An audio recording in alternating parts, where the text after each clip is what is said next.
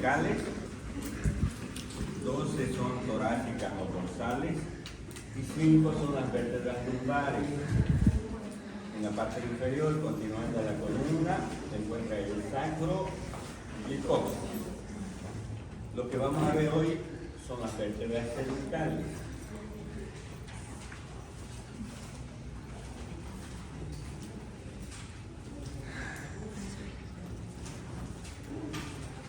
Las vértebras cervicales entonces son el número de 7. Ahí en la parte superior vemos la primera vértebra cervical, luego la segunda. La primera se llama atlas, la segunda se llama axis y luego a partir de la tercera es C3, C4, C5, C6, C7, ¿no? Es decir, hay C1, C2, C3, C4, C5, C6 y C7 para hacerlo más abreviado. ¿Cuáles son las características que tienen las vértebras? Existen características generales, características individuales. Las características generales que tienen todas las vértebras, ya sea de la región cervical, torácica o lumbar, son las siguientes, 7 características. Si vamos aquí a la C6, lo vamos a tomar como ejemplo de las cervicales. Las vértebras tienen un cuerpo vertebral, tienen un agujero vertebral por donde pasa la médula espinal y sus envolturas, tienen apófisis espinosa, esa es la que nosotros nos podemos tocar aquí en la parte posterior, la apófisis espinosa. Tienen apófisis transversas, apófisis articulares superiores e inferiores, presentan las láminas.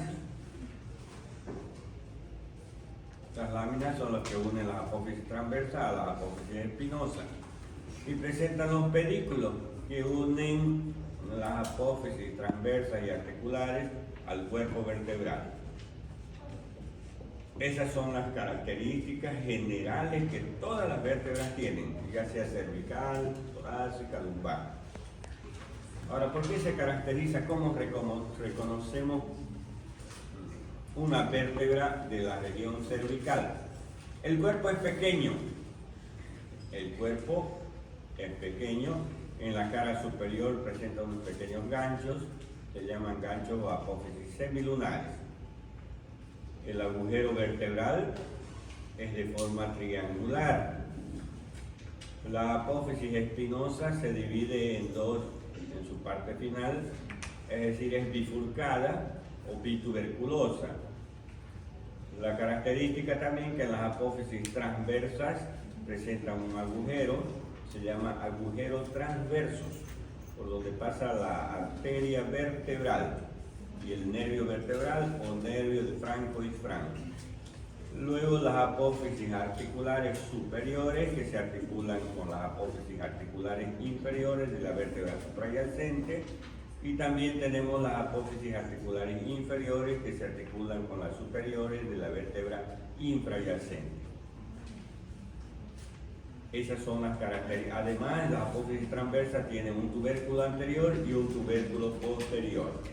Esa es la característica de las vértebras cervicales. Y existen características individuales, por ejemplo, la vértebra, la 1, el atlas. Esta vértebra, la característica es que tiene un arco anterior. Ese arco anterior tiene su tubérculo anterior y tiene una superficie articular en su cara posterior. Se articula con el diente del axis. También tiene un arco posterior, este es el arco posterior, que presenta un surco para la arteria vertebral y un tubérculo, el tubérculo posterior. El agujero vertebral del atlas está dividido en dos porciones. Una porción anterior, que sería esta de aquí, de forma cuadrilátera, que es donde se encuentra la apófisis odontoide del axis articulándose con el arco anterior del atlas. y una porción posterior de forma triangular que aloja a la médula espinal y su envoltura. Esas dos porciones están divididas por el ligamento transverso del atlas. También presenta lateralmente las masas laterales, representando el cuerpo de la vértebra, las masas laterales. Esas masas laterales presentan como superficie articular superior una superficie en forma de una suela de zapato que sirve para articularse con los cóndilos del occipital.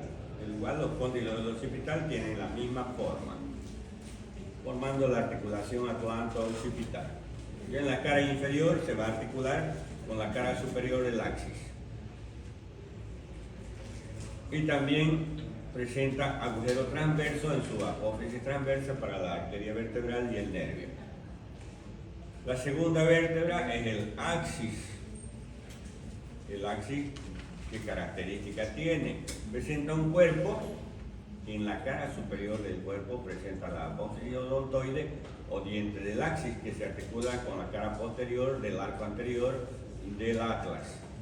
También el agujero más atrás encontramos el agujero vertebral. El agujero vertebral que tiene la forma de un corazón de naipe francés. La apófisis espinosa que es de forma bifurcada en su parte terminal, es decir, se divide en dos raíces. Lateralmente se encuentran las apófisis articulares superiores que se articulan con las inferiores del atlas de la vértebra suprayacente. Inferiormente va a estar las apófisis articulares inferiores, es decir, la superficie articular que se va a articular con la vértebra infrayacente, con las superiores de la vértebra infrayacente. También la apófisis transversa presenta los agujeros transversos. Luego encontramos la tercera vértebra cervical, no tiene ninguna particularidad. La cuarta vértebra tampoco, no tiene particularidad. La quinta tampoco. Y la sexta vértebra cervical sí presenta una particularidad, donde su tubérculo anterior de la apófisis transversa, el tubérculo anterior es más desarrollado que el posterior. Aquí es donde se puede identificar a la arteria carótida. Por eso se llama tubérculo carotídeo o tubérculo de Chassagnat. Eso en relación a la C6. Y la C7, la característica de la C7 es que su apófisis espinosa es bien prominente, es larga su apófisis espinosa. Las apófisis espinosas son horizontalizadas de esta región cervical, pero aparte de ser horizontalizada en la C7, es que es larga. Nosotros nos podemos tocar aquí en la parte inferior de nuestra nuca, es la apófisis espinosa de la C7. Entonces son las características de las vértebras cervicales. Ahí encontramos las vértebras cervicales. Este es el cuerpo vertebral o vertebral, el agujero vertebral, la apófisis espinosa que es bifurcada, las apófisis articulares superiores, las apófisis transversas, que presentan el agujero transverso en sus bases. Última vértebra cervical, lo que dijimos, la característica es que su apófisis espinosa es bien prominente. Vean una vértebra cervical, su apófisis espinosa es corta, horizontalizada, pero la apófisis espinosa de la séptima es prominente. Aquí tenemos el atlas, la primera vértebra cervical, el arco anterior del atlas, con su tubérculo anterior. ¿Con quién se va a articular este arco anterior?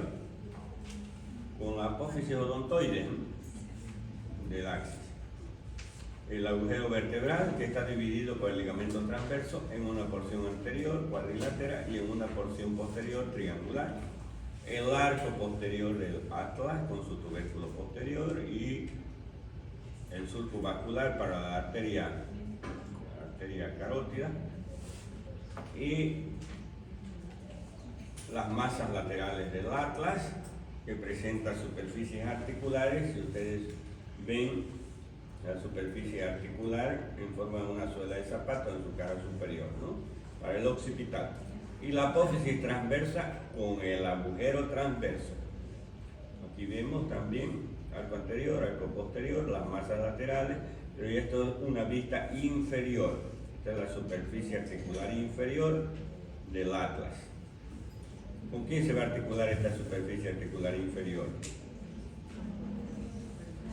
Con la C3, o perdón, la C2, con la cara superior del axis, el que está por abajo, ¿no?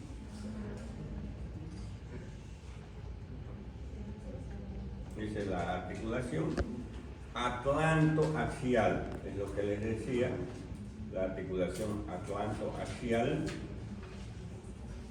es la articulación entre el atlas y el axis. ¿Qué parte del axis con el arco anterior? La apófisis odontoides. La apófisis odontoides, esta es una articulación donde tiene su ligamento, es el ligamento transverso, lo que les decía hace un momento, el agujero vertebral. Este es el agujero vertebral del atlas. Aquí hay el ligamento transverso que va de un extremo a otro. Y aquí va a estar la apófisis odontoide. Entonces vamos a verlo rellenado y ahí articulado, la apófisis odontoide, el ligamento transverso que va de un lado a otro, reforzados por unos ligamentos que se llaman ligamento alar. Ligamento alar, que va desde el occipital hasta esta articulación, hasta la cápsula de esta articulación. Ahí vemos de nuevo el ligamento, el tubérculo anterior y el tubérculo posterior. El axis, vista de adelante, aquí se encuentra el diente del axis, apófisis odontoide. ¿Con quién se va a articular esto? Con la cara posterior, el arco anterior del atlas, articulación atlantoaxial. Aquí las caras superiores, las superficies articulares, se va a articular con el atlas, ¿no? Con las caras inferiores del atlas, y las superficies articulares inferiores se va a articular con la C3, porque esta es la C2, ¿no es cierto? La apófisis transversa, aquí vemos, ¿no? En la parte inferior, la apófisis transversa con el agujero transverso. ¿Para qué sirve el agujero transverso? Para la arteria vertebral y el nervio vertebral, el nervio de Franco-Isfranco. La apófisis espinosa, que es bifurcada también. Esta superficie cuadrilátera que vemos aquí se llama lámina. Y estos son los pedículos. Y el agujero vertebral. Aquí están cómo se articulan las vértebras. Vemos que tiene superficies articulares superiores e inferiores. En esta vértebra del medio, superficie articular superior, se va a articular con la superficie articular inferior de la vértebra suprayacente. Y la superficie articular inferior se va a articular con la superficie articular superior de la vértebra infrayacente. Y aquí, entre los cuerpos vertebrales, vamos a encontrar el disco intervertebral. Y estos son los pedículos. Uniendo el cuerpo al resto de la vértebra se encuentran los pedículos. Aquí hay uno, aquí hay el otro pedículo de esta vértebra y el otro pedículo de esta vértebra. Estos pedículos tienen escotadura superior con la escotadura inferior de esta vértebra, superior con la escotadura inferior del pedículo de esta vértebra inferior, van a formar un agujero, se llama agujero de conjunción. Por ahí salen los nervios espinales por los agujeros de conjunción, formados por los pedículos.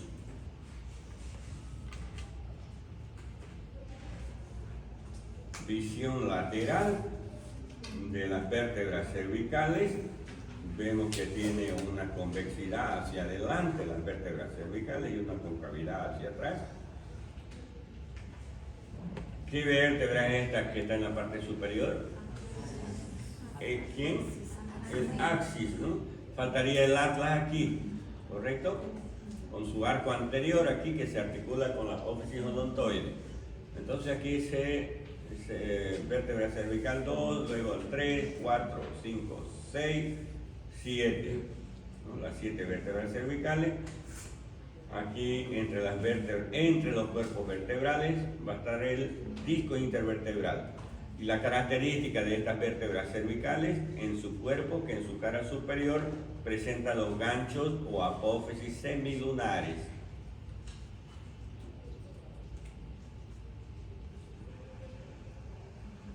Ok, esas son entonces las vértebras cervicales.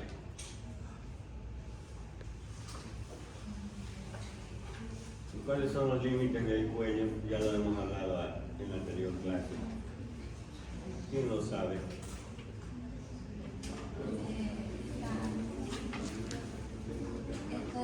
Vaya a fijar los límites del cuello.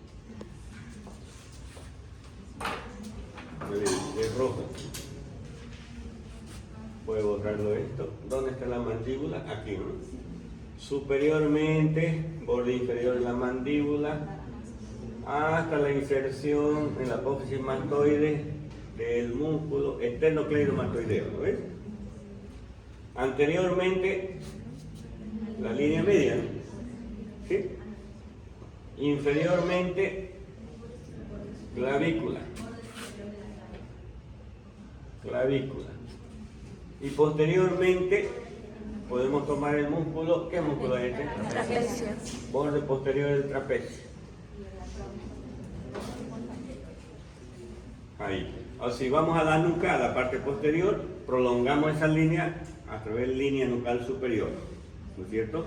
Y inferiormente la apófisis espinosa de C7. ¿Ok? Eso es posteriormente. Lateralmente es así. Y los triángulos, entonces ese es el cuello, ¿no? Cuadrilátero. Entonces vamos a hablar de la faringe. Creo que hay una imagen.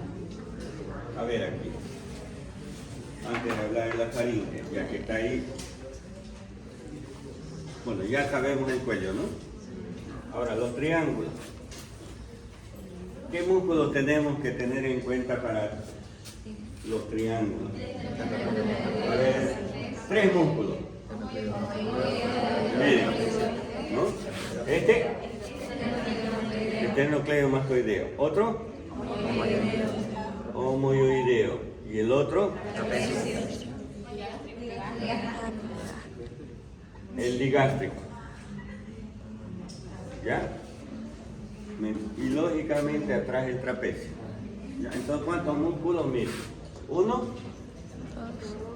2, 3, 4. Con eso ya sabemos los triángulos. ¿Lo ves? A ver.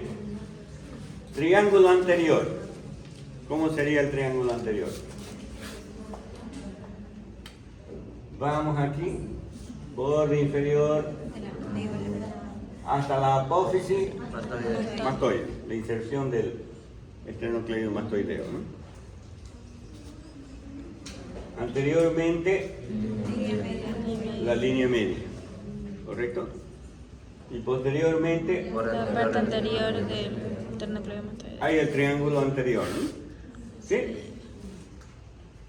Entonces, a ver, dígame el triángulo anterior del cuello. ¿Su límite o cuántos No, triángulos ahí está.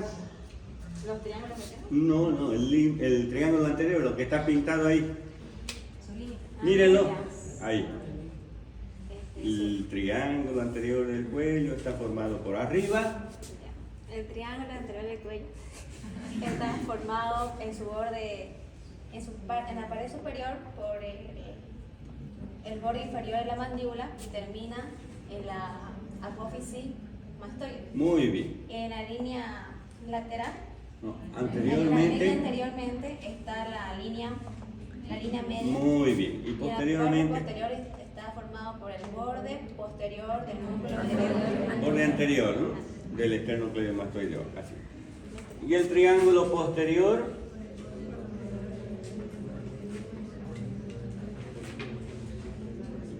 ahora el triángulo posterior, continúe. El triángulo posterior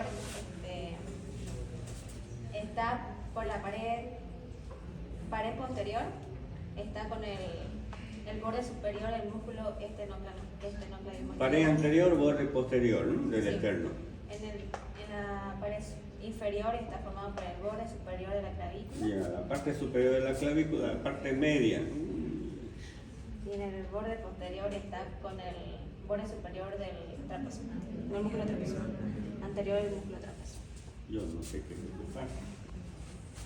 Este es el esternocleidomastoideo, ¿no? Sí. ¿Sí?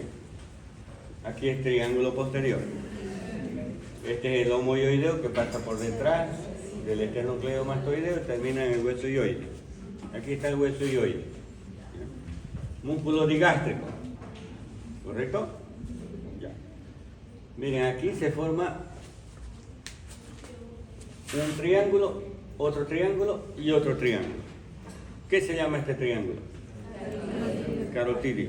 Este y este submandibular. Miren, el triángulo carotidio, ¿cómo está formado? Ya díganlo ustedes. Este es el digástrico. Borde anterior del esternocleidomastoideo. Por abajo el homoioideo, vientre anterior del homoioideo.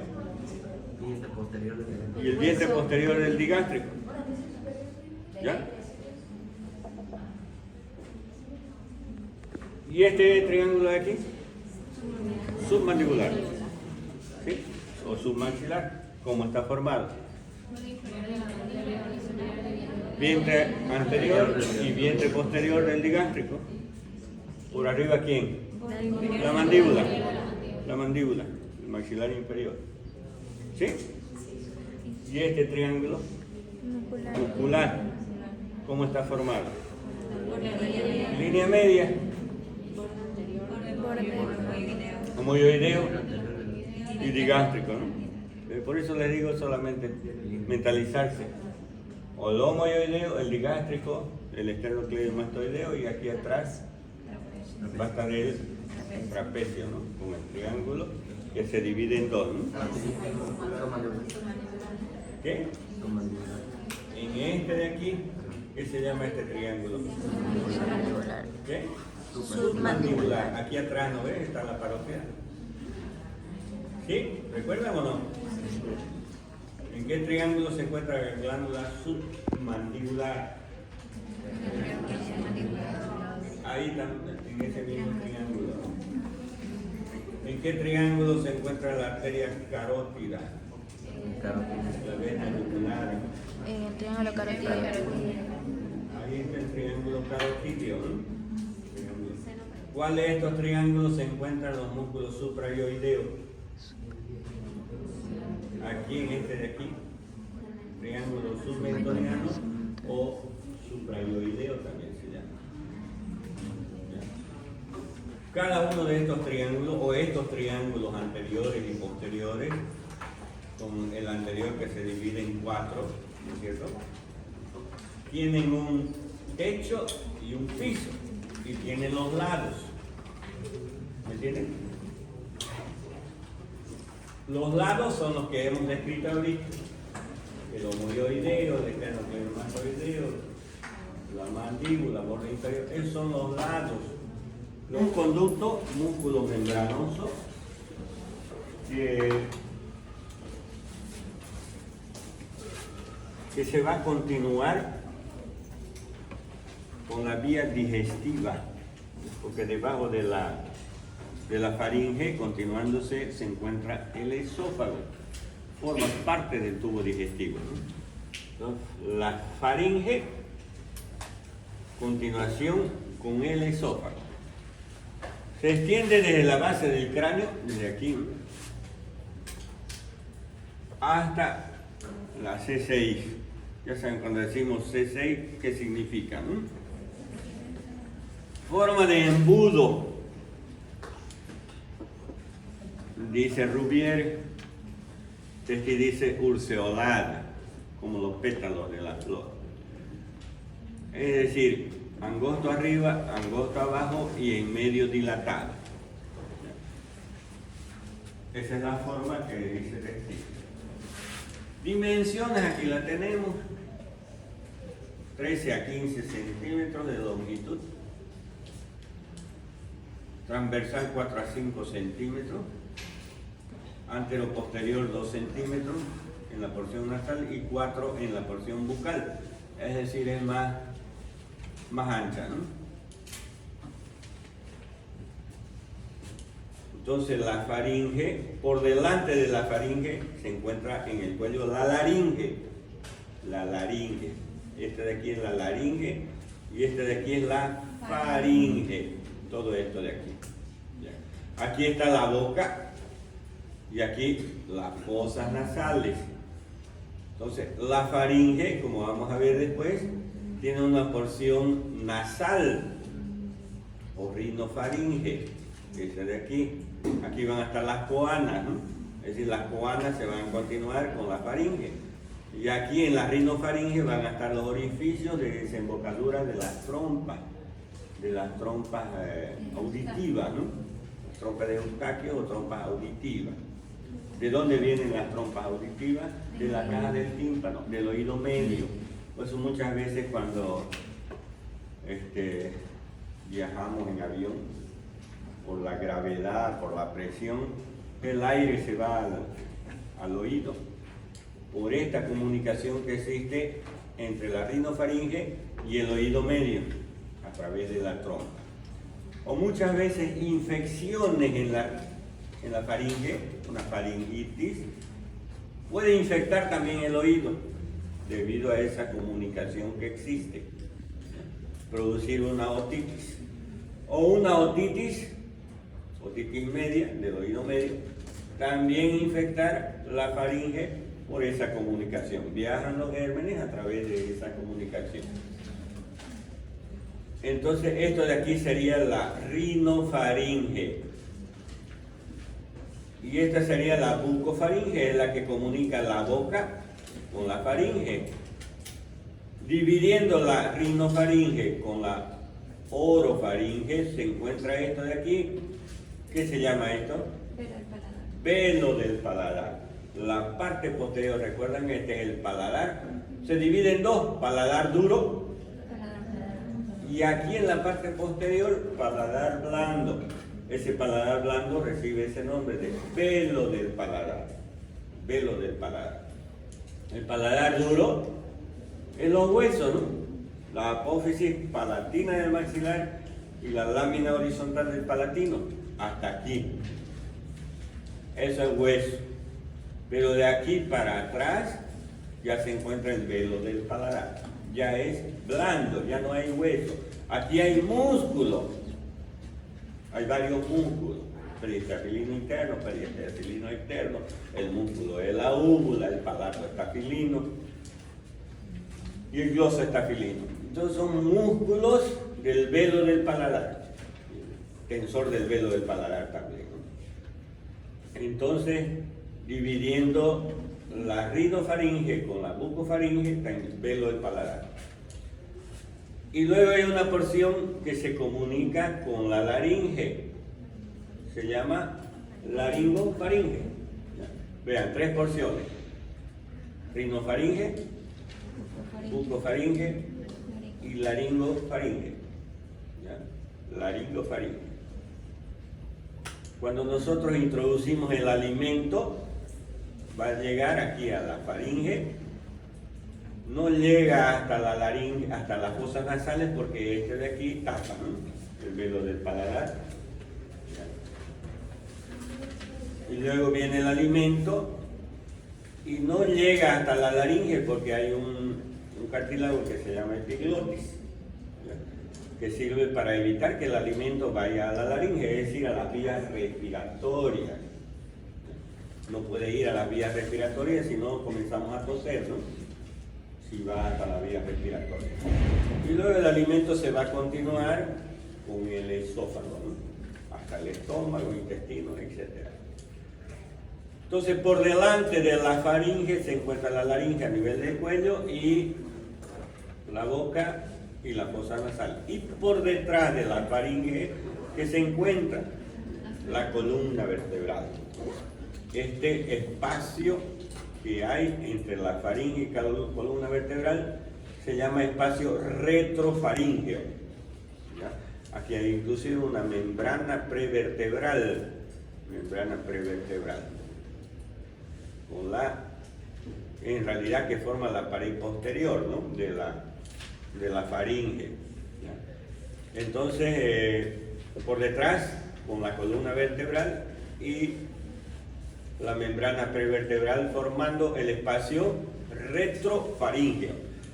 A los lados hay un espacio que se llama laterofaríngeo, en sus caras laterales de la faringe. Ahí van a ver varias estructuras, carótidas, venas yugulares, nervios, etc. Aquí a los lados.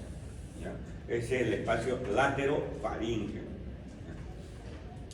Entonces, y aquí la faringe se tiende desde la base del cráneo, como dice aquí, hasta la C6, la vértebra borde inferior de la C6. La base del cráneo, y vamos a encontrar la apófisis pterigoides, vamos a encontrar la apófisis basilar. Desde por ahí se inserta o se origina la faringe, ¿ya? Como vamos a ver enseguida, pues tiene un extremo anterior y tiene un extremo inferior. Entonces, con esas consideraciones vamos viendo la faringe en su configuración externa. Tiene una cara posterior, dos caras laterales y dos extremos. Anteriormente no tiene superficie anterior, porque se confunde con las cavidades, ¿no? Decimos anteriormente, la faringe no tiene superficie anterior, se confunde con las fosas nasales, con la cavidad bucal y con la laringe. Ese es anteriormente. ¿Sí? Como dice aquí, no tiene superficie anterior, se confunde con las cavidades nasales, bucal y laringe. ¿Ok? Pero sí tiene una cara posterior, dos laterales y dos extremos. Ahora, esta es la superficie anterior, por arriba se confunde con las fosas nasales. ¿Qué se llaman esos dos orificios? Las coanas. Esto de aquí, ¿qué es? El gómero, ¿no es cierto? Dividiendo las coanas en la parte posterior. Y esto de aquí lateralmente, ¿qué hay? La apófisis pterigoide, la cara interna de la lámina interna. Porque más adelante va a estar la cara interna de la lámina vertical, y más adelante el cornete inferior, y más adelante el maxilar, así, ¿no ves? Y aquí el gómero, más adelante del gómero, ¿quién va a estar? La lámina perpendicular del etmoide, y adelante la lámina, el cartílago, el tabique. ¿Y esto de aquí qué es? La lámina horizontal del paladar. Más adelante, ¿no? Es el paladar, esto de aquí, ¿no? El paladar, porque se divide en duro y paladar blando, ¿no? El paladar blando es lo que estamos viendo aquí, la boca, ¿no? Este es el velo del paladar. ¿Qué se llama esta partecita de aquí? La úvula o campanilla. Si nosotros abrimos la boca, vemos ahí este orificio. ¿Qué se llama ese orificio? La parte posterior de la boca. ¿Qué nombre recibe? Istmo de las fauces. En el istmo de las fauces, arriba está la úvula o campanilla, y lateralmente se encuentra la fosa amigdalina con sus pilares anteriores y posteriores. ¿Qué forma tiene el istmo de las fauces? O es decir, el orificio posterior. En forma de una boca de horno. ¿Conocen el horno? Conocen, pues, ¿no? ¿Quién no va a conocer? Hasta los tiluchis fabrican horno, ¿no? En forma de una boca de horno, esa misma característica tiene el istmo de las fauces, el orificio posterior de la boca. Y más hacia abajo ya va a estar la laringe, que se va a continuar con la tráquea. ¿Ok? La cara posterior se continúa con las caras laterales formando el ángulo de la faringe. ¿Y se relaciona con quién? Con el espacio retrofaringeo. Lo vimos hace un momento, ¿no es cierto? La cara posterior va a estar en relación con el espacio retrofaringeo, que se encuentra la membrana prevertebral. Y la cara posterior con las caras laterales forman un ángulo, se llama ángulo de la faringe. Las caras laterales se distinguen una porción cefálica y una porción cervical. Una línea que va por el borde inferior de la mandíbula separa la porción cefálica y la porción cervical de la cara lateral. En la parte superior se relaciona con los órganos contenidos en el espacio laterofaringeo. Ya conocemos, ¿no ven? El espacio laterofaringeo, lateralmente. ¿Y qué contiene el espacio laterofaringeo? La parte superior y posterior, arteria carótida, vena yugular, nervio glosofaringeo, vago accesorio, hipogloso, tronco simpático, glándula parótida, carótida externa, vena yugular externa. Inferiormente a la mandíbula, en este espacio laterofaringeo, en relación con el paquete vasculonervioso del cuello. Ya lo adelantamos, el paquete es la arteria carótida, vena yugular interna y neumogástrico. Se relaciona con la glándula tiroides y los pedículos vasculares. Entonces vean, importante saber el contenido de este espacio laterofaringeo. Todo eso se encuentra lateralmente a la faringe, todo, arterias, venas, nervios, glándulas. Ya el extremo superior, les decía yo que va de la base del cráneo, ¿no? Pero ¿dónde es la inserción en el extremo superior? Primero ubiquémonos aquí. ¿Qué sería esto de aquí? El agujero occipital, agujero magnum o foramen occipital. ¿Y esto? Los cóndilos en forma de una suela de zapato para articularse con la cara superior del atlas, que también tiene esa misma forma, formando la articulación occipito-atloidea.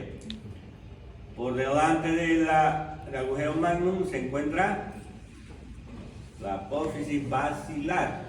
En la cara exocraneal de la apófisis basilar se encuentra el tubérculo faríngeo. Lateralmente, esto de aquí, en las partes laterales, se encuentra el surco de la trompa auditiva y la lámina medial de la apófisis pterigoides. ¿Ok? Entonces, extremo superior, la línea de inserción. Vamos a seguir una línea de inserción del extremo superior de la faringe, inclusive que es su aponeurosis faríngea. Línea de inserción presenta una parte media y dos laterales. En la parte media va desde la espina del esfenoides, a la otra, de aquí a aquí. Aquí está la espina del esfenoide, aquí está otra espina. Pasando por el tubérculo faríngeo. Pasa por el tubérculo faríngeo. ¿Ok? Ya. Que están anteriores a los conductos carotídeos. En las partes laterales se extiende a lo largo del surco de la trompa auditiva hasta la base del cráneo. Es decir, desde la espina del esfenoide a la lámina medial de la apófisis pterigoide. A ver, la inserción. Espina del esfenoides, lateralmente, tubérculo faríngeo, ¿sí? Y luego la apófisis pterigoide, la lámina medial. Esa es la inserción de la faringe a través de su aponeurosis faríngea. En el tubérculo faríngeo, en la espina del esfenoides y en la apófisis pterigoide, en la lámina medial. ¿Ok? Esa es la línea de inserción de su extremo superior. Si nosotros vemos la parte posterior de la boca, ¿qué se llama este orificio? Istmo de las fauces. ¿Qué forma tiene? ¿De qué? De un orificio de horno, ¿no? Del horno, el hueco del horno. ¿Qué se llama esto? Úvula o campanilla, formado por el músculo de la úvula. Lateralmente se encuentran las amígdalas o tonsilas, que muchas veces se inflaman, amigdalitis. Aquí está la amígdala, pequeña, digamos, ¿no? En su posición, pero pueden crecer de tamaño, eso es una amigdalitis. ¿Han escuchado hablar de la amigdalitis? La inflamación de las amígdalas o tonsilas. ¿Qué parte de la faringe estamos viendo aquí atrás? La bucofaringe. La bucofaringe, orofaringe. ¿Ok? La bucofaringe. Ya el extremo inferior de la faringe se relaciona anteriormente con el borde inferior del cartílago cricoide, posteriormente con el borde inferior de la cesta cervical, situado a 15 centímetros de la arcada dentaria inferior. Es el extremo inferior, ¿no? Está más o menos a 15 centímetros. En la C6 o en el borde inferior del cartílago cricoide, aquí por delante. El cartílago cricoide pertenece a la laringe, como vamos a ver enseguida. Y volviendo a repetir, configuración interna tiene tres porciones: superior o nasal, o nasofaringe o rinofaringe; porción media oral o bucal, bucofaringe; y porción inferior o laringea, laringofaringe. ¿Ok? Está bien clara las tres porciones, ¿no? Aquí vemos entonces de este color amarillito, esta porción de aquí es la rinofaringe, bucofaringe, y esta verdecita es la laringofaringe. Las tres porciones: columna vertebral por delante y por detrás y por delante, con los orificios, ¿no? De las fosas nasales, de la cavidad bucal y de la laringe. Aquí en la base del cráneo, ya sabemos, tubérculo faríngeo, espina del efenoide y apófisis pterigoide, la inserción, la lámina medial. Y aquí, en el extremo inferior, la faringe se extiende hasta el borde inferior de la C6 y anteriormente hasta el cartílago cricoide de la laringe. Porción superior o nasal tiene 6 paredes. La pared anterior, lógicamente, se va a confundir con las coanas. La pared superior o posterior se relaciona con la porción basilar del occipital y con la membrana atlanto-occipital. Presenta en esta porción superior, como vimos al comienzo, la tonsila o amígdala faríngea. Las paredes laterales se encuentra el orificio de la trompa auditiva, que dijimos que se comunica con el oído medio. Y inferiormente es incompleta, inmóvil, está formada por el velo del paladar, ¿cierto? Es la división entre la boca y la fosa nasal en la parte posterior. El velo del paladar. La porción oral, limitada superiormente por el velo del paladar, inferiormente por un plano trazado por el cuerpo del hueso hioide. Comunica anteriormente con la cavidad bucal por medio del istmo de las fauces. Entonces, la porción faríngea o orofaringe se relaciona con el istmo de las fauces. Y la porción laringea o laringofaringea o hipofaringea, en la parte inferior, presenta la epiglotis y la entrada de la laringe en la parte inferior. Ahora, ¿cuáles son los músculos de la faringe? Los músculos son músculos constrictores y músculos elevadores. La faringe se contrae, comprime su diámetro, y hay elevadores también para recibir el alimento, ¿no? Asciende la faringe, se abre y recibe el alimento. Tenemos los músculos constrictores y elevadores. Los constrictores son 3: constrictor superior, constrictor medio y constrictor inferior de la faringe. Es decir, 3 a cada lado, ¿no? ¿Dónde se origina el constrictor superior? En la apófisis pterigoide, porción pterigofaringea. En el rafe pterigomandibular es la porción mucofaríngea, y en la línea miloidea la porción milofaríngea. El borde superior del músculo se fija en el tubérculo faríngeo. Pero todos estos músculos desde su origen van a terminar en el raspe faríngeo. La línea media se entrecruzan los músculos. El constrictor inferior y medio de la faringe. El superior se origina en el asta mayor y menor del hueso hioide y termina en el raspe faríngeo. Y el inferior en el cartílago tiroide y cricoide de la laringe y también termina en el raspe faríngeo. Los tres músculos constrictores se unen, es decir, terminan en la línea media formando el raspe faríngeo. Ahí terminan los tres. ¿Cuál es la acción? Estrechan los diámetros antero-posterior y transversal de la faringe. Son constrictores, ¿no?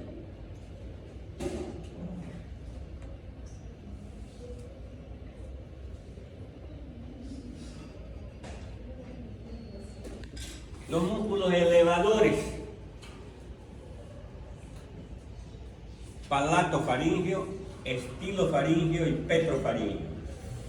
Palatofaríngeo, estilofaríngeo y petrofaríngeo. Palatofaríngeo, ¿de dónde viene? Del paladar, ¿no? A la faringe. El estilofaríngeo, la apófisis estiloide, temporal. El petrofaríngeo, la porción petrosa, ¿no? El pelo del paladar comprende 5 músculos: tensor del velo del paladar, elevador del velo del paladar, que se origina en la porción petrosa y en las apófisis pterygoides. El palatofaríngeo, músculo de la úvula, y el palatogloso. Esos son los músculos del velo del paladar. Y la irrigación de la faringe y del velo del paladar. La arteria principal de la faringe es la faringe ascendente, que es rama de la carótida externa, o faringe inferior también se llama. También ya la arteria palatina ascendente, rama de la facial, la irrigación a la faringe, palatina descendente, rama de la maxilar, la arteria dorsal de la lengua y lingual, rama de la carótida, arteria esfenopalatina o pterigopalatina, rama de la maxilar, y la tiroidea superior, rama de la carótida externa. Los nervios sensitivos y motores. Nervios sensitivos del velo del paladar, sobre todo, proceden de los nervios palatino mayor y menores, ramos del maxilar. Los nervios motores que están inervados por el vago y el plexo faríngeo. ¿Qué es el plexo faríngeo? La unión del glosofaríngeo y el vago. Ese es el plexo faríngeo. Y el tronco simpático. Esa es la inervación, irrigación e inervación. Entonces, eso es la faringe, relacionado con el bolo alimenticio, conducto músculo membranoso, que tiene la finalidad de conducir el bolo alimenticio hacia el esófago. Luego la laringe. La laringe está por delante de la faringe, por delante de la faringe a nivel del cuello. ¿Cuál es la constitución de la laringe? Formado por cartílagos principalmente. Cartílagos. El primero de ellos que nosotros tenemos, lo podemos visualizar, tocar inclusive, es este cartílago de aquí, la manzana de Adán. Si nosotros nos tocamos aquí la manzana de Adán, ya decimos estamos en la laringe. ¿Ya? También presenta músculos porque hay movimiento a ese nivel. También presenta pliegues vocales o cuerdas vocales. Esto circunscribe un espacio. Estas estructuras, como por ejemplo los pliegues vocales, un espacio que se llama glotis, cuando los pliegues vocales vibran al pasaje del aire emitiendo el sonido laríngeo. Es decir, los pliegues vocales son los que emiten la vibración para que se genere el sonido. En el adulto se proyecta sobre la parte media de la tercera vértebra cervical, hasta el borde inferior de la sexta cervical. De 3 a la sexta. C3 a C6. Acá en 36, en la laringe. Ahora aquí hay una situación. Es más alta en la mujer y en el niño, la laringe. Por eso la diferencia del timbre de la voz. Nosotros escuchamos ahí afuera a alguien que habla, decimos, ese es una mujer, o ese es un hombre, o es un niño, o es un viejito, digamos, una tercera edad. No podemos distinguir, solo escuchando por el timbre de la voz. En la mujer y en el niño es más alta y más pequeña la laringe. Por eso es la diferencia del timbre de la voz. Ya en la tercera edad, en el anciano, las cuerdas vocales sufren una esclerosis, no tienen mucho movimiento, por eso el timbre de la voz es así diferente, entrecortado. ¿No? Por la esclerosis de las cuerdas vocales, de los ligamentos vocales. ¿Ya? Los ligamentos, para hablar de cuerdas vocales, hablamos de ligamentos y de músculos. Cuerda vocal verdadera, decimos, formado por el ligamento vocal y el músculo vocal. Esa es la cuerda vocal verdadera. Dimensiones en el adulto, término medio 4 centímetros de alto, 4,5 centímetros de alto, 4 centímetros de ancho, 3,5 centímetros de adelante hacia atrás. Más ancha en el hombre que en la mujer, permite a esta la emisión de sonido más agudo. En el niño la laringe crece muy poco hasta la pubertad. Entonces, con gran rapidez, en 1 año y medio a 2 años adquiere su completo desarrollo. Ya se torna más grave la voz, ¿no? En 13 años ya es más grave la voz en los niños. Luego crece lentamente y se completa a los 23 años. Termina de crecer la laringe. Ahora, les decía yo que la laringe tiene cartílago. Es una estructura cartilaginosa. Presenta 11 cartílagos. Impares son el tiroides, cricoides y epiglotis. Impares. El tiroides es la manzana de Adán. Lo que nos tocamos nosotros se llama cartílago tiroide. Y luego hay otros cartílagos que ya son pares, el aritenoide, corniculado de Santorini, uniforme de Morgan y de Reisberg, y los cartílagos sesamoideos, hay anteriores y posteriores. Querido Edgar, ¿todo bien? Entonces los cartílagos sesamoideos son anteriores y posteriores, y existen otros cartílagos accesorios también, pero los principales son estos cartílagos, ¿ya? 11 cartílagos. Y forman la estructura de la laringe unida por ligamentos y músculos, ¿no? ¿Cómo es internamente la laringe? La cavidad laríngea se halla estrecha en su parte media por los pliegues llamados pliegue vestibular y pliegue vocal.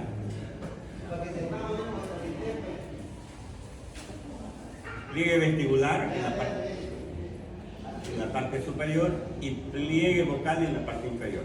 De que decimos pliegue vocal es lo que se llama cuerda vocal verdadera. El pliegue vestibular, cuerda vocal falsa. Así, de acuerdo a estos pliegues, podemos distinguir 3 niveles: el vestíbulo laríngeo, ventrículo de la laringe y glotis, y la cavidad infraglotis o subglotis. Entonces, por encima de los pliegues vestibulares se encuentra el vestíbulo de la laringe. Entre el pliegue vocal y vestibular, el ventrículo de la laringe y la glotis. Y por debajo del pliegue vocal se encuentra la subglotis o infraglotis. Son espacios.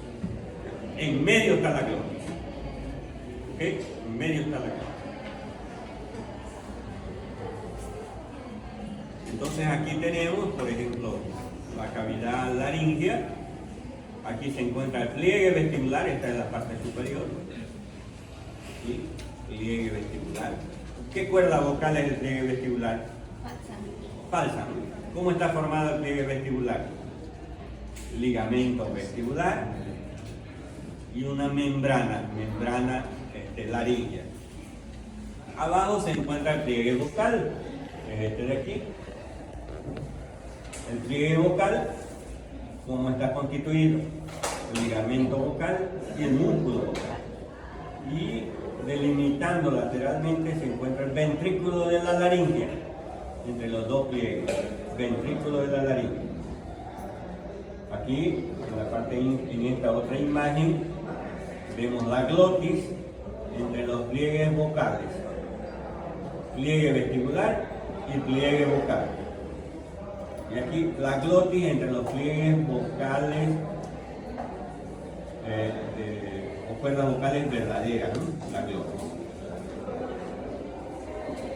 El pliegue vestibular contiene en su espesor el ligamento vestibular y algunos fascículos musculares. Esa es la estructura del pliegue vocal, del pliegue vestibular. O cuerda vocal falsa. La cuerda vocal verdadera o pliegue vocal incluye en su espesor el ligamento vocal y el músculo vocal. ¿Okay?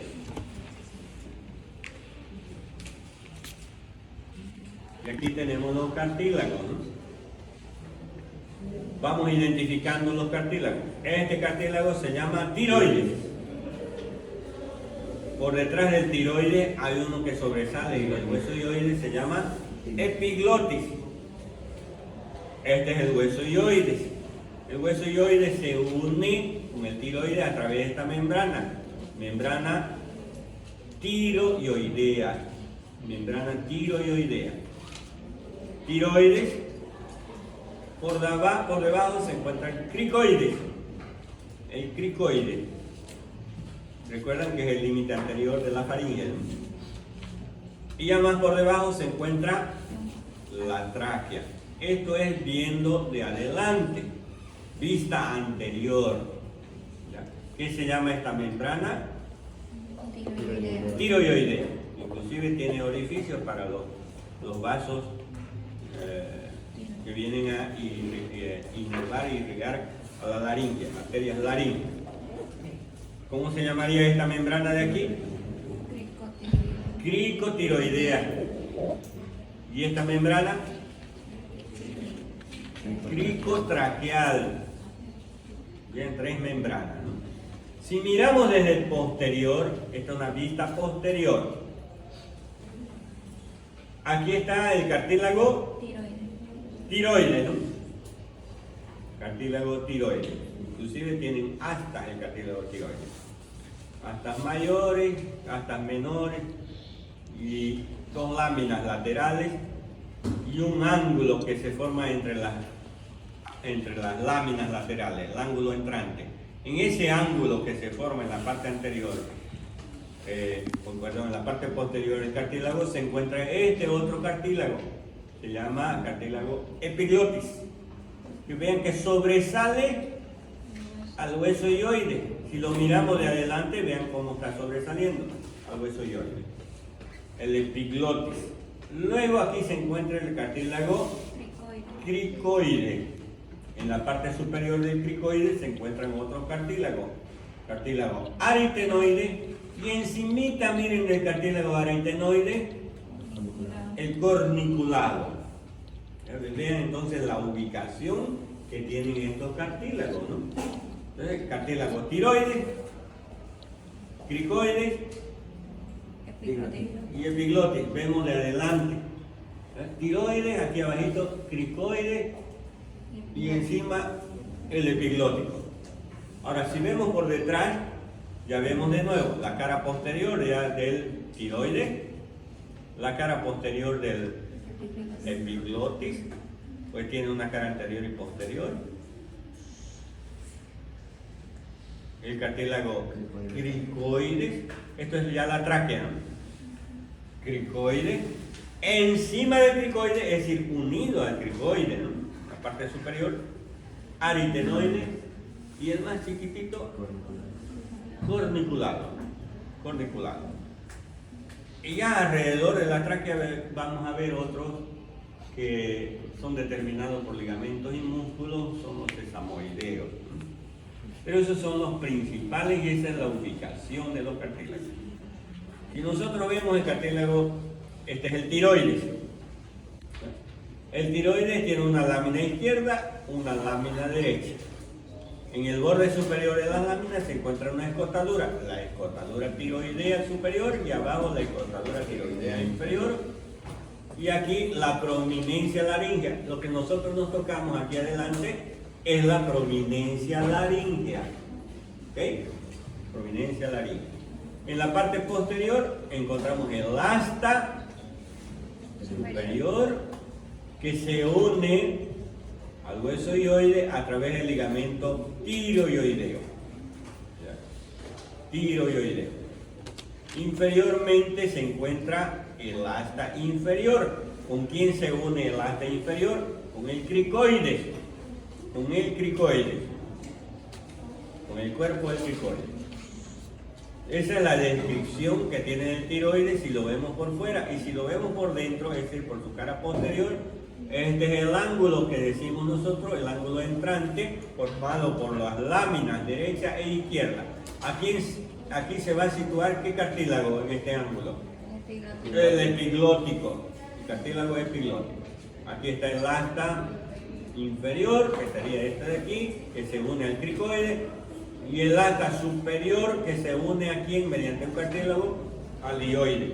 Aquí el asta superior se une al hioide mediante el ligamento, pero aquí el asta inferior del cartílago tiroides se articula con el cricoide. ¿Ok?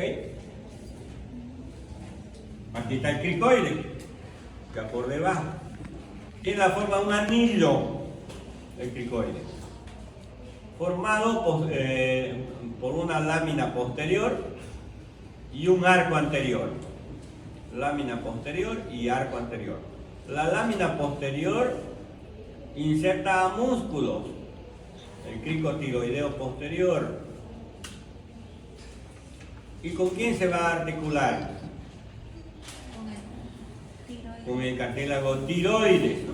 Con el cartílago tiroides, la superficie lateral. Luego, ¿con quién se va a articular también? Con el aritenoide. Hace un momento vimos el aritenoide. Aquí no ven, en su parte superior, el aritenoide. Y más arribita el aritenoide, ¿con quién? Con el corniculado. ¿O no se acuerdan de la imagen? Más o menos. Luego tenemos el cartílago epiglótico, formado por tejido elástico. Detrás de la raíz de la lengua se encuentra, delante del orificio de entrada de la laringe. Tiene un borde superior que es libre y un borde inferior que se une al cartílago tiroide. Luego los cartílagos aritenoides, son dos, están formados por cartílago hialino, se articulan con el cricoide, ¿no es cierto? Aquí estos triangulares de aquí, ¿sí? Y encima, en cada uno de ellos se inserta el ligamento que forma las cuerdas vocales. En este cartílago, el cartílago aritenoides, es donde se insertan las cuerdas vocales, el pliegue vestibular y el pliegue vocal. De ahí se origina y van hacia el cartílago tiroides, ¿ok? Hacia el cartílago tiroides. Y encima se encuentra el, ¿qué sería este de aquí? Corniculado. Y ahí los músculos, vamos a verlo enseguida. Bueno, estas son las articulaciones, la unión cricotiroidea entre el cricoides y el tiroides, cricoaritenoidea entre el cricoide y el aritenoide, las uniones cricocorniculados, cartílago cricoide con el corniculado, ¿no es cierto? Y el tiroariteno epiglótico.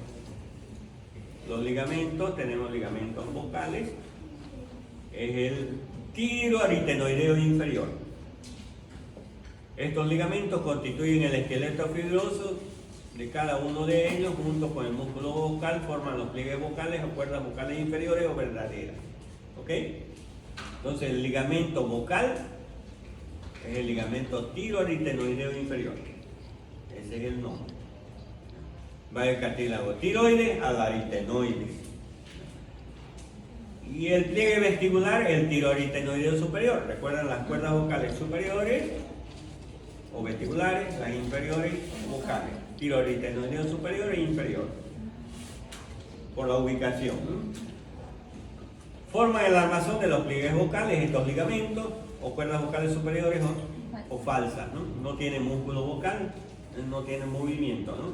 Porque gracias al movimiento de las cuerdas vocales es que hay esa vibración y se genera el timbre de la voz. Y cuando se contraen las cuerdas vocales, cierra o abre la glotis, que es el espacio que hay entre las cuerdas vocales. Los músculos de la laringe, veamos aquí con su acción. El músculo vocal se inserta en la parte media del ángulo de la del cartílago tiroides hasta la apófisis vocal del aritenoide. ¿Qué se llamaría ese músculo? Va del cartílago tiroide al aritenoide. Tiro, aritenoideo, ¿superior o inferior? Inferior. Inferior. Los músculos vocales ambos constituyen los límites laterales de la glotis, ¿no? Las cuerdas vocales, los límites laterales de la glotis. Y ahí los músculos, ¿no? Hay músculos tensores de los pliegues vocales y músculos dilatadores de los pliegues vocales. No perdón, de la glotis y contractores de la glotis. Tensor de los pliegues vocales, el cricoaritenoideo. Cricotiroideo, perdón. Dilatador de la cuerda vocal, el cricoaritenoideo posterior. Y los contractores son estos de aquí. Cricoaritenoideo lateral, tiroaritenoideo vocal, tiroaritenoideo superior, aritenoideo oblicuo, aritenoideo transverso. Todos son pares excepto este de aquí, el aritenoideo transverso. Entonces, los músculos de la laringe se dividen en tres grupos, ¿no? Tensores de los pliegues vocales, dilatadores de la glotis y contractores de la glotis. Hay más contractores que dilatadores. Dilatadores es este de aquí, el cricoaritenoideo. ¿Quién irriga la laringe? Arteria laringea superior, viene de la tiroidea superior.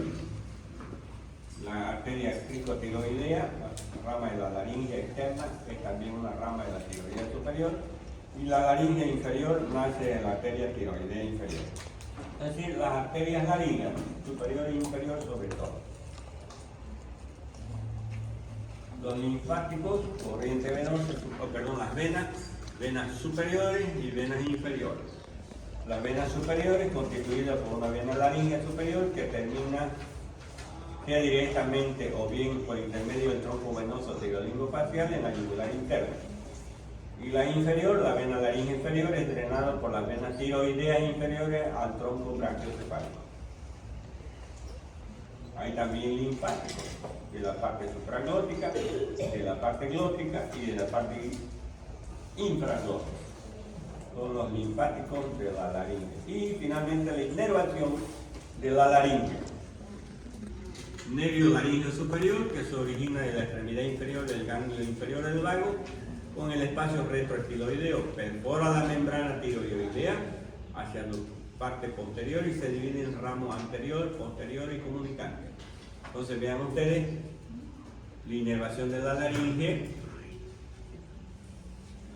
perfora este nervio laríngeo superior a la membrana tiroidea. En realidad es la rama interna del nervio laríngeo superior.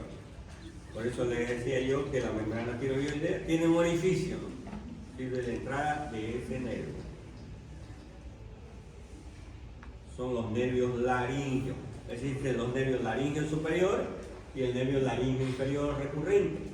Laríngeo superior se origina, recuerden cuando hemos hablado del neumogástrico, es una rama cervical, y el laríngeo inferior es una rama torácica, se origina en el tórax. Nervio laríngeo recurrente o laríngeo inferior derecho nace en la base del cuello, en la cara posterior del nervio vago a nivel de la arteria subclavia, el derecho. El izquierdo nace en el tórax, en la cara anterolateral del arco aórtico. La inervación simpática del tronco simpático cervical pertenece a nervios laringeos cuya acción es vasomotora, secretora para la glándula mucosa y reguladora del tono muscular. Estos nervios provienen del ganglio cervical superior. Es decir, la inervación parasimpática es el nervio vago a través de los nervios laringeos, porque ambos nervios laringeos, superior e inferior, se originan del vago. Pero la inervación simpática es a través del sistema simpático, principalmente del ganglio cervical superior. Eso es la laringe. Ahora vamos a los músculos. Músculos suprayoideos e infrayoideos. Por encima del hueso yoide, músculos suprayoideos o región suprayoidea. Por debajo del hueso yoide, los músculos infrayoideos, región infrayoidea. Los músculos suprayoideos tenemos el miloyoideo y el ligástrico. A ver quién me dice dónde se inserta el miloyoideo. Osteología, a ver. En la línea oblicua interna de la mandíbula, línea oblicua interna o línea miloyoidea, ¿correcto?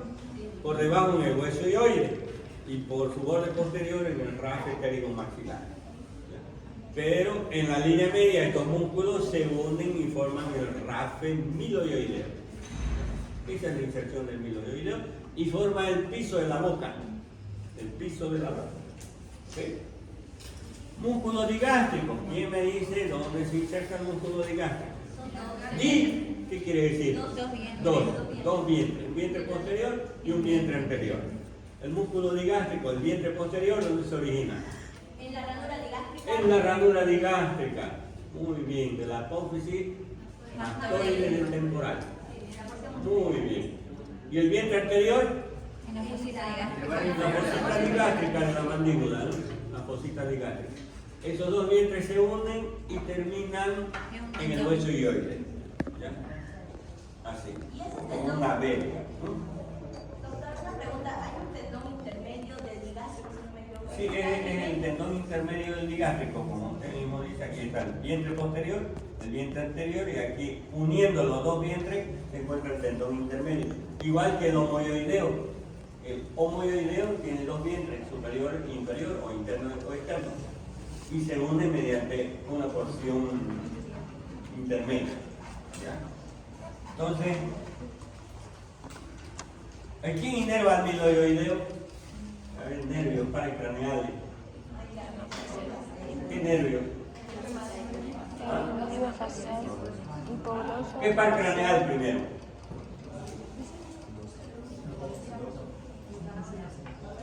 ¿Qué par craneal?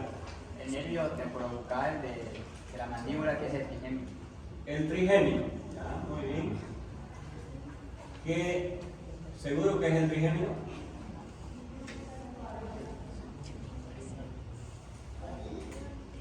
Y al vientre anterior también el trigemio, ¿o no? El vientre anterior del digástrico y el vientre posterior del digástrico facial. ¿Y el vientre anterior?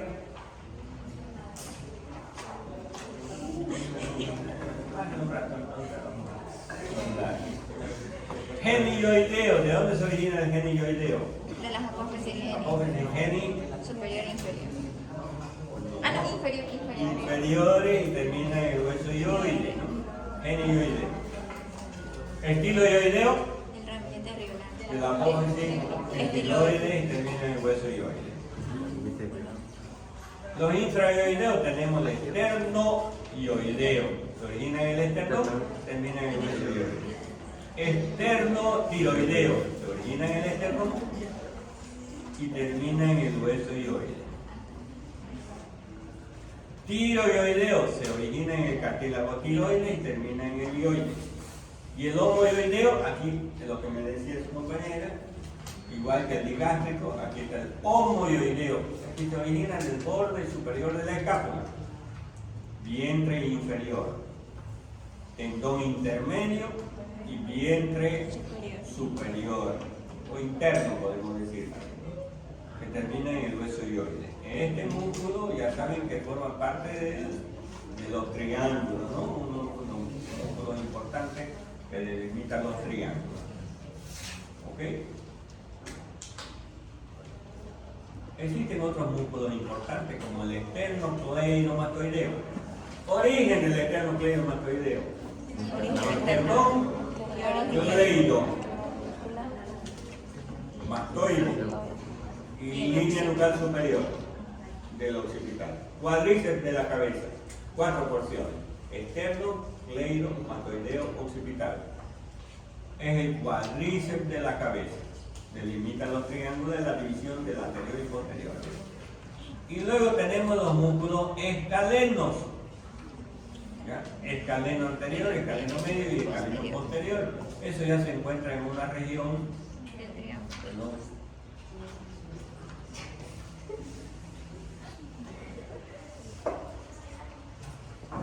Volvimos a los infra, los escalenos.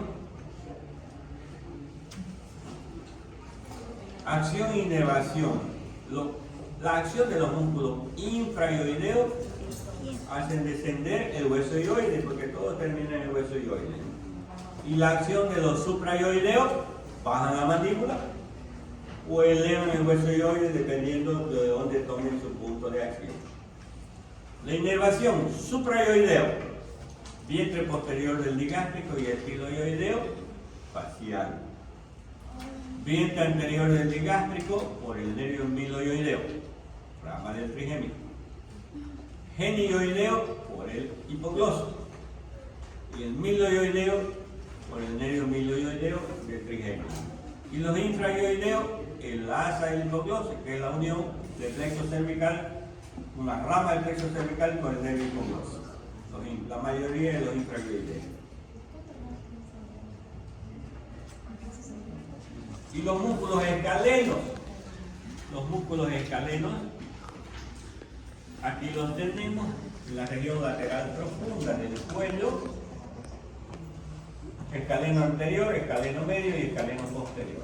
El escaleno anterior, tubérculos anteriores de la apófisis transversa de C3, 4, 5 y 6. Tubérculos anteriores. Terminan en la cara superior de la primera costilla, en el tubérculo del infra.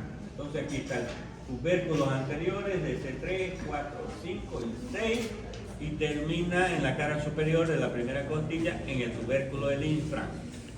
El escaleno medio, ¿dónde se origina?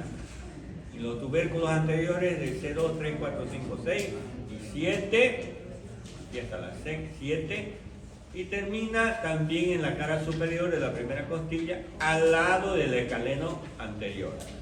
Y el escaleno posterior, en los tubérculos posteriores, de C4, C5 y C6, y termina en la segunda costilla.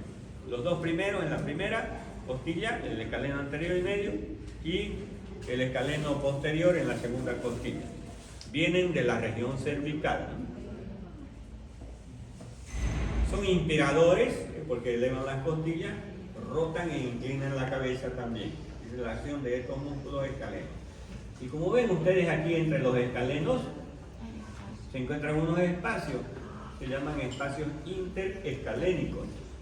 Por ejemplo, entre el escaleno anterior y el escaleno medio hay un espacio entre el escaleno medio y el escaleno posterior. Y se relacionan con estructuras que pasan por ahí, unas por delante del escaleno anterior, otras en este espacio interescalénico anterior y en el posterior. Estos espacios interescalénicos, entre el escaleno anterior y medio pasa el plexo braquial y la arteria subclavia. Por delante del escaleno anterior pasa la vena subclavia, tiene inclusive en la cara superior de la primera costilla un canal, el canal subclavio. Nervio frénico, las arterias cervical ascendente, cervical transversa y escapular inferior. Se dirigen verticalmente estos nervios Y estas arterias nombradas verticalmente descienden sobre la cara anterior del escaleno anterior. Ya el nervio, la arteria, o perdón, la vena subclavia pasan por la parte inferior. Y entre el escaleno medio y posterior pasa el nervio del serrato mayor o nervio Charles Bell. Aquí está el espacio interescalénico. Y lo que les decía, escaleno anterior, terminando la primera costilla, por delante del escaleno anterior, principalmente la vena subclavia. Aquí va a estar el nervio que desciende, el nervio frénico, ¿no? Entre el escaleno medio y anterior, la arteria subclavia. Y por aquí, el plexo braquial. Y entre el escaleno medio y posterior, el nervio del serrato mayor, el Charles Bell. En el triángulo muscular, la glándula tiroides.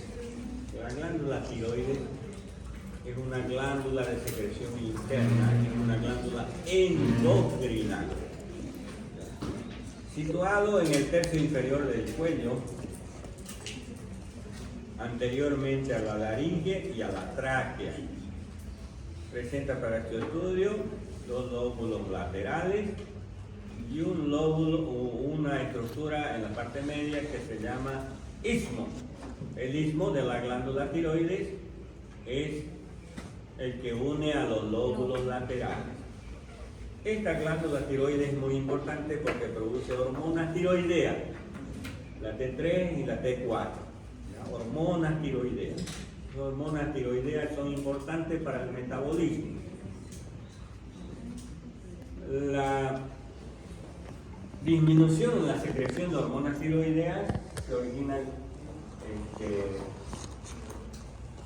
hipotiroidismo o bocio, el bocio o hipotiroidismo. En cambio, el aumento de la secreción es el hipertiroidismo.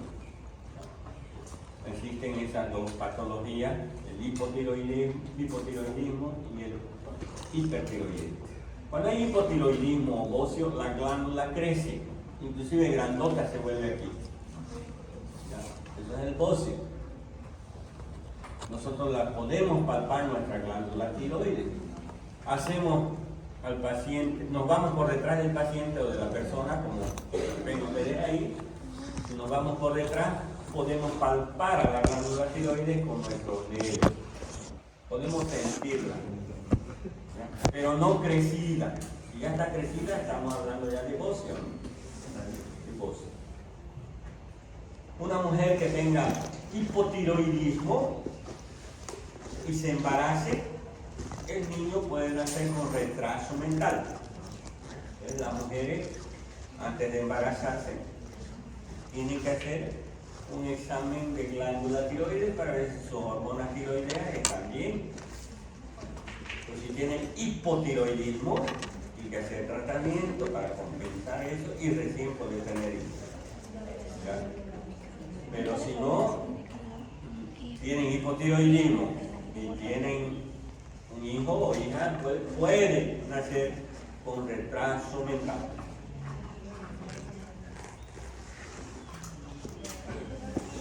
Aquí están los lóbulos de la glándula tiroides, tienen caras, tienen una cara lateral, anterolateral y una cara posteromedial y una cara posterior. Tiene un polo superior, polo inferior. Y tiene un borde medial y lateral. Y esta parte media se llama istmo de la glándula tiroides. Muchas veces existe una comunicación entre la glándula tiroides que sale de aquí del istmo a la base de la lengua. Eso se llama pirámide del aloe o conducto tirogloso. Aquí está el istmo de la glándula tiroides, tiene una cara anterior, otra cara posterior, un borde superior y un borde inferior. Aquí está la ubicación de la glándula tiroides. Esto de aquí es la tráquea, la columna vertebral. Por delante de la tráquea y de la faringe se encuentra la glándula tiroides. Lateralmente a la glándula tiroides y lateralmente a la laringe, a la faringe se encuentra este espacio, el espacio laterofaringeo, que se relaciona con las caras laterales también de la glándula tiroides.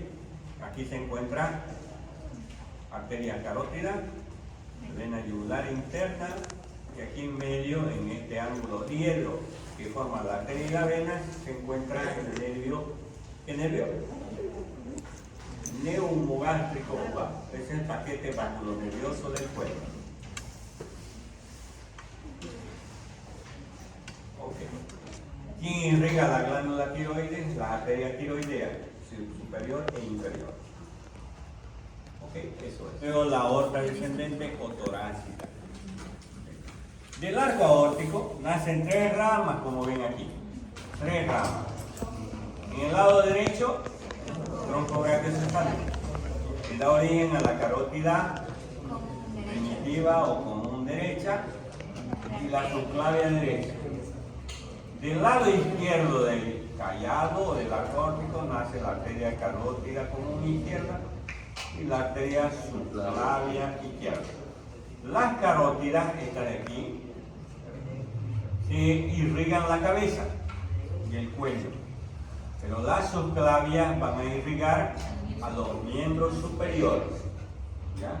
A los miembros superiores, de ahí van a hacer la irrigación de los miembros superiores y una parte del tórax también, ¿no? Recuerden las subclavias que da origen a la mamaria, ¿no?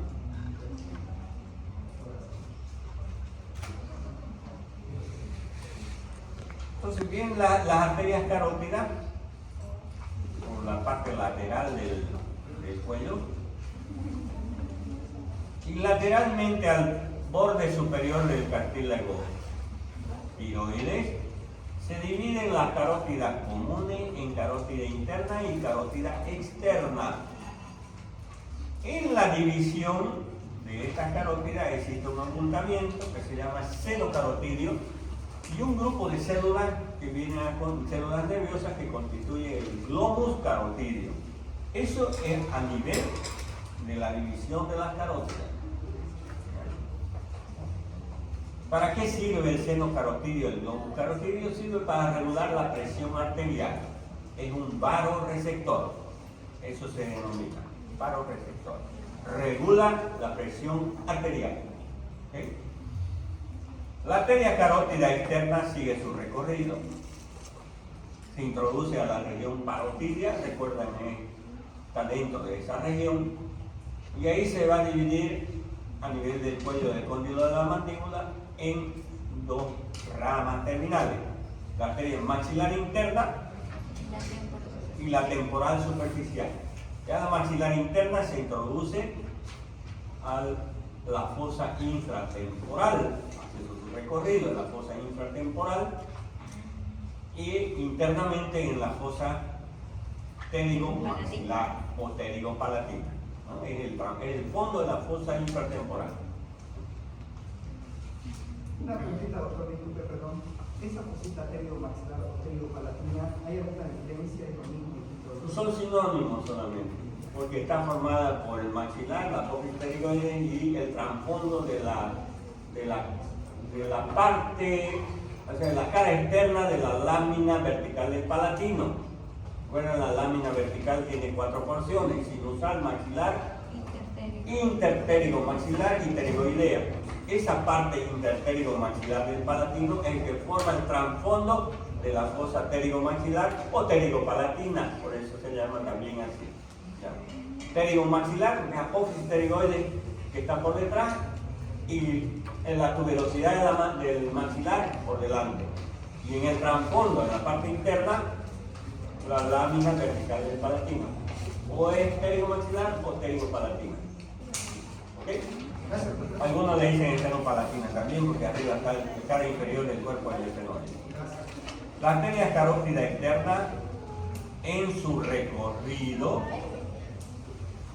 va a emitir las siguientes ramas colaterales: tiroidea superior, que se dirige a la glándula tiroides, la que vimos hace un momento. La arteria lingual, a la lengua, ¿no? La arteria facial.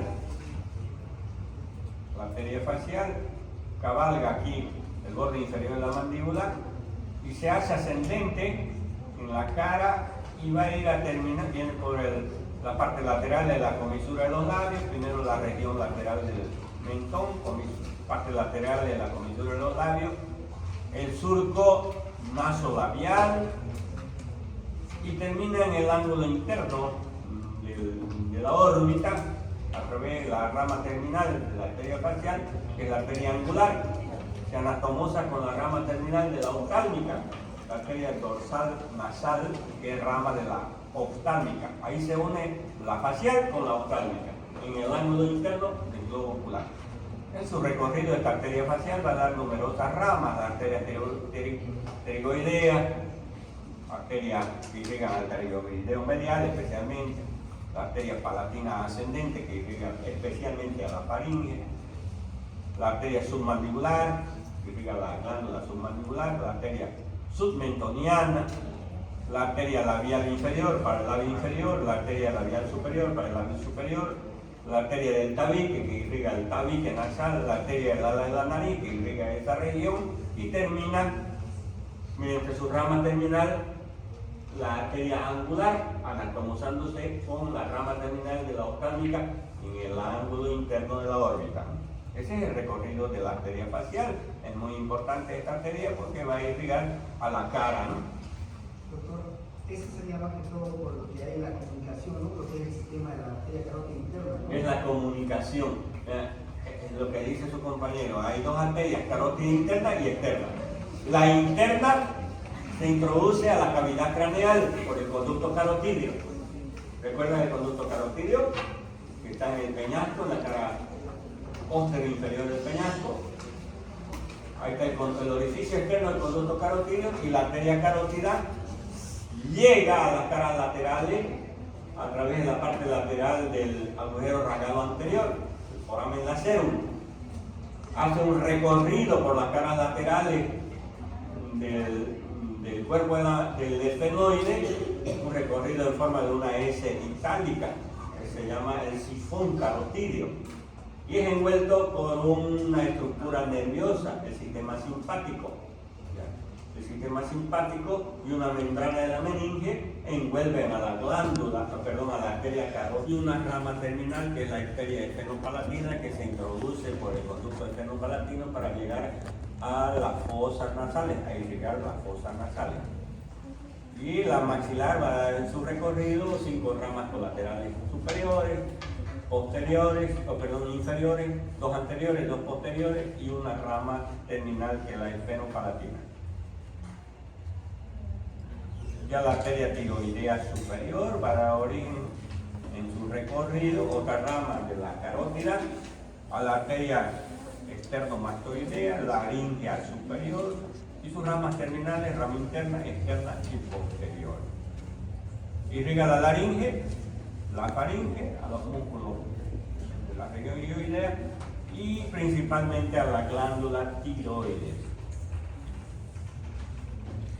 La arteria lingual, lógicamente su destino final es la lengua, va a dar ramo a los músculos suprayoideos, va a dar origen a la arteria dorsal de la lengua o lingual dorsal y sus ramas terminales, arteria sublingual, arteria profunda, irriga la lengua, esta arteria, el recorrido sinuoso que tiene esta arteria facial con sus ramas que ya la hemos nombrado y esta arteria angular en su rama terminal anatomosándose con la oftálmica, ¿no? Con la rama terminal.